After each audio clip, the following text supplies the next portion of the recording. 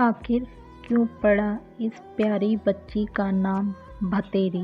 भतेरी अपने मजदूर माँ बाप के 2 लड़कियों के बाद हुई तीसरी औलाद थी। 3 लड़कियों के बाद पैदा होने से दुखी होकर उसके पिता ने उसका नाम भतेरी रख दिया था।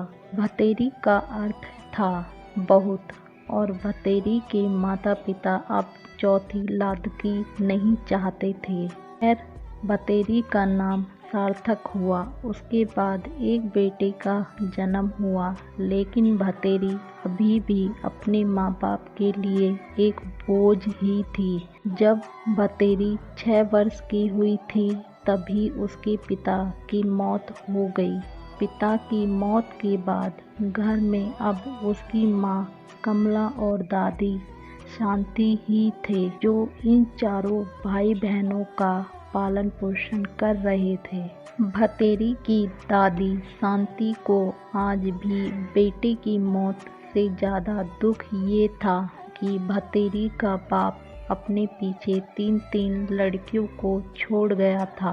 वो अक्सर कहा करती थी, खुद ने तो मुक्ति पा ली, अब पता नहीं मेरा बुलावा कब होगा, कब भगवान इस नर्क से मुझे मुक्ति देगा। भतेरी ने लड़की होने के कारण अपनी पूरी जिंदगी अपने परिवार की घृणा और दुत्कार में निकाली।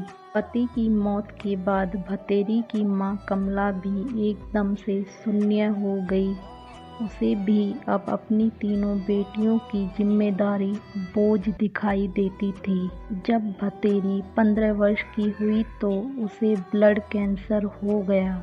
डॉक्टर ने बताया कि काफ़ी पैसे लगेंगे और परिवार में से ही किसी को अपनी किडनी देनी पड़ेगी। डॉक्टर ने साफ कहा था कि देने वाले की जान को कोई खतरा नहीं होगा। 15 साल की लड़की के ब्लड कैंसर होने की खबर जैसे ही गांव वालों को लगी तो भतेरी के लिए गांव वालों का दिल पसीज गया। घर की माली हालत देख भतेरी के इलाज का पूरा खर्चा गांव वालों ने उठाने का फैसला किया, लेकिन यह समस्या पैसे की नहीं आ रही थी। ग्रामीण समाज आज भी भावनात्मक समाज है। कई व्यक्ति थे जो भतेरी के इलाज के लिए पैसा खर्च करने को तैयार थे, लेकिन इस बोझ के लिए परिवार में कोई भी अपने शरीर का किडनी देने को तैयार नहीं था।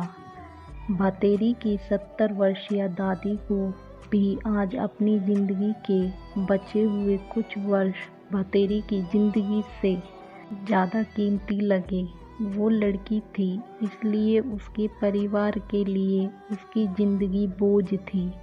अपनी बीमारी से घुटती भतेरी आज मर चुकी थी। घर पर काफ़ी लोग जमा थे। सब भतेरी की माँ और दादी को धीरज बंधा रहे थे और उनकी गरीबी को कोस रहे थे। आज मृत भतेरी का चेहरा शांत था। उसने अपनी ज़िंदगी में बस अपने परिवार की दुत्कार सही थी और बाद के कुछ समय बीमारी की पीड़ा। लेकिन आज वो शांत लग रही थी। क्या इच्छा रही होगी उसकी अंत समय में। एक बार उसे कहते सुना था, माँ आदमी मरने के बाद अलग अलग रूप में जन्म लेता है, कुत्ता, कीड़ा, चूहा या डांगर, पालतू पशु। माँ, मैं तो डांगर या कीड़ा बन जाऊंगी पर आदमी ना बनूं। देखिए, जानवरों को तो कुछ पता ही नहीं होता कि उनकी औलाद में कौन सा लड़का कौन सी लड़की है।